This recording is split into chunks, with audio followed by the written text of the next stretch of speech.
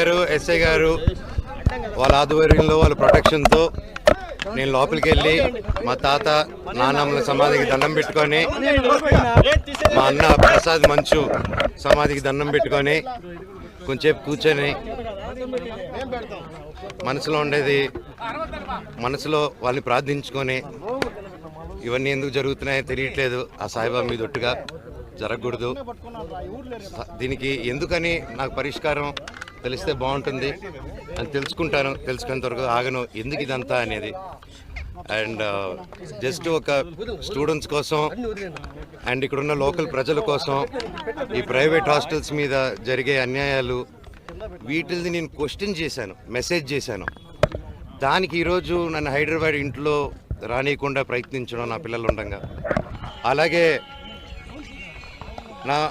మా అమ్మగారి బర్త్డే రోజున వచ్చి ఆ చక్కెర పోయడం, మళ్ళీ నేను ఊర్లో ఆలగడ్డకి వెళ్ళిన వెంటనే మా అమ్మని బ్రెయిన్ వాష్ చేసి ఇక్కడ సైన్ పెట్టమని, ఆవిడకి ఏం తెలుస్తుంది, సైన్ టైప్ చేసుకుని సైన్ చేయమంటే చేస్తారు ఆవిడ పాపం.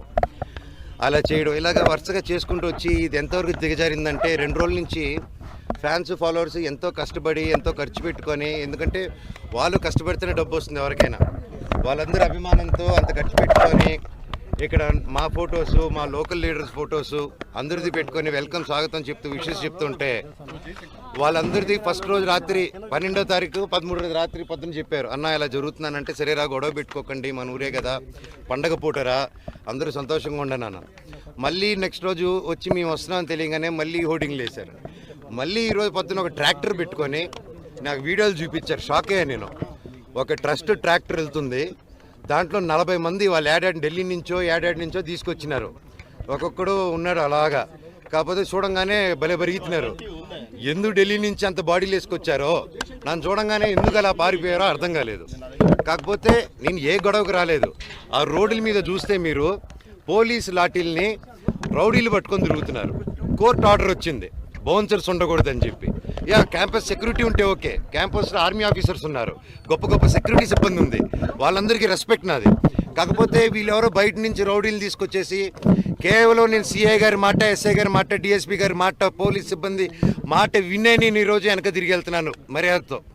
అంతేగాని ఆ బౌన్సర్స్ని రౌడీల్ని రమ్మనని నేను ఒక్కడి చాలు వాళ్ళందరికీ, అర్థమైందా అండి? సో నాకు ఏ గొడవకు రావట్లేదు, ఏ దీనికి రావట్లేదు. నేను నెక్స్ట్ స్టెప్ కారు ఎక్కి పోలీస్ స్టేషన్కి వెళ్తున్నాను.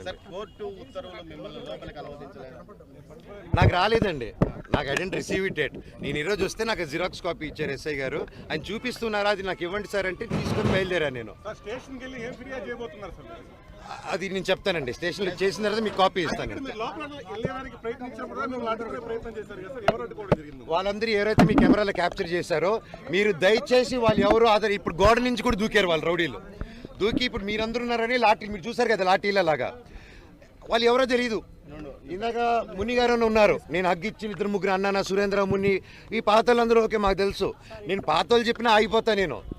అంత వాళ్ళు బాధపడుతున్నారు, కంట్లో నీళ్ళు పెట్టుకుని ఉన్నారు. కాకపోతే వాళ్ళు ఎవరో కొత్త రౌడీలు వచ్చేసి ఎవరు అంటే మేము వినట్లేదు, మీరే చూశారు వాళ్ళ బిహేవియరు. టక్కన ఒకటి ఎక్కి దగ్గర రానగానే పారిపోయారు వాళ్ళు. మన ఊరు వాళ్ళు పారిపోరండి, మన లోకల్ వాళ్ళు అన్న అని మాట్లాడుకుంటారు. ఈ రౌడీలు తెస్తే రౌడీలు కిరాయికి వచ్చిన వాళ్ళు పారిపోక ఇంట్లో కూర్చొని కూర వండి పెడతారు మనకి. వాళ్ళ వైపు ఎవరు లేరు సార్, ఎంప్లాయీలు తప్ప. ఎంప్లాయీలు కూడా ఫోర్స్ఫుల్గా వస్తున్నారు. అక్కడ ఒకటి చెప్పండి, అభిమానంతో వచ్చిన వాడిని నా చౌకసి ఇక్కడ వదిలేసి వెళ్ళిపోతాను. ఎవరు అభిమానుల?